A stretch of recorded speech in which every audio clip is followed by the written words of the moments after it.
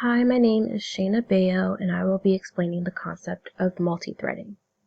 Threads are an independent small part of a process that shares a common memory space that can run at the same time as other threads. Because it's executed independently, it won't affect the execution of other threads. When you run multiple threads at the same time, this is called multithreading, and this is useful for maximizing using the CPU time. So one way to create a thread is to create a runnable class that implements runnable. Here's my code right here. I decided to use this as an example using a runnable class. There's another way, but I decided to do it this way.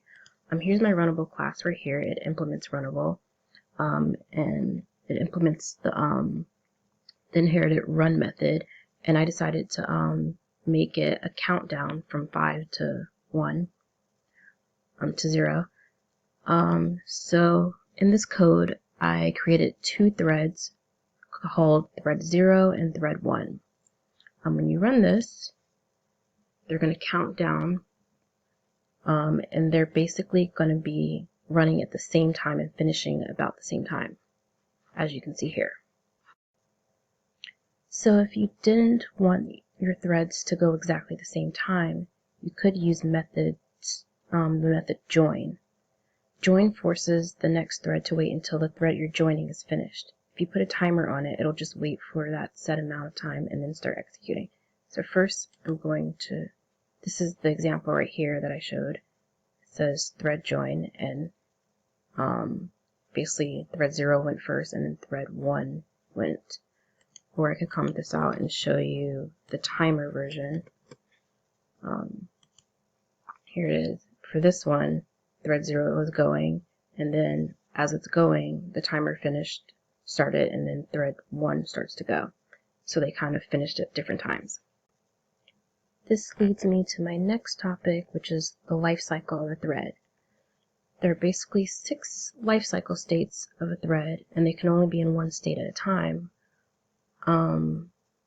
This is an example of the same code, but I just decided to show the states, the life cycle states. You can do this by using the method getState right here. I'm showing the one where it's the thread 0 and thread 1 are being joined. As you can see here, they're showing 3 states right now: the new state, runnable, and terminated. New is when a thread has not started yet. Runnable is when a thread is at the moment executing in the JVM or is about to execute. And terminate is when that thread has exited. So that's just an example of this one. That's pretty easy to follow. Now I'm going to show it when they're joining with a timed join method. When you run this, it's slightly a little bit different. This one shows timed waiting status because I added a time to it, so the second thread had to basically wait, I guess. So there's that. Timed waiting means that a thread is waiting indefinitely for another thread to finish something. Sorry, I meant that was actually the waiting status. So the waiting status is a thread waiting indefinitely for another thread to finish something. And a timed waiting status is when a thread is waiting for a specific amount of waiting time for another thread to finish something. And then there's another one that I'm not going to be able to show, but that is called the block state. That's when a blocked thread is waiting for a monitor lock. And that's basically the life cycles of a thread. So now I'm going to quickly talk about synchronized methods. When we create a thread, we might need to synchronize methods if they're trying to access the same resources. So there are ways for you to make sure only one thread at a time has access at a given time. You can do this by creating synchronized blocks. Only one thread can be executed at a time when inside the synchronized block.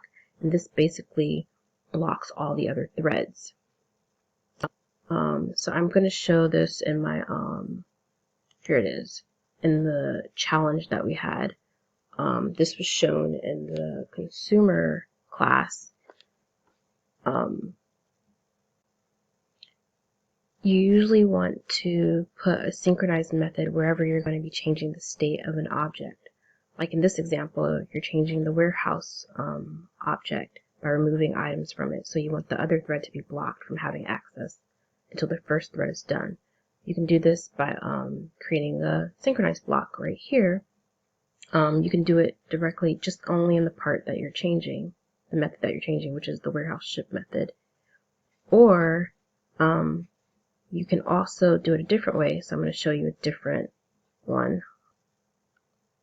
Here it is. I just commented out the first part, and this is almost exactly the same, but instead of having the synchronized block inside of the method, I instead just made the entire method synchronized by adding it to the method header right here.